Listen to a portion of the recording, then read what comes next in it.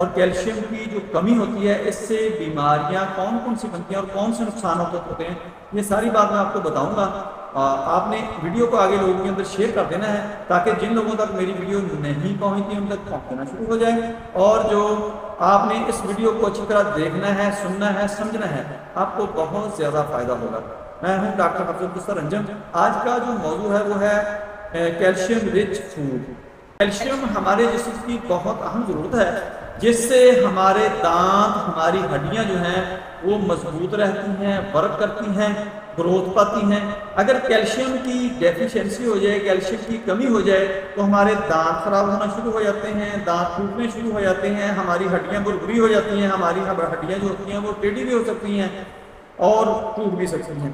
یہ کیلشیم کی کمی کی وجہ سے یہ ہمیں بیماریاں لاحق ہو سکتی ہیں۔ اب ہم نے یہ ہے کہ ہمارے پاس کیلشیم کا سورس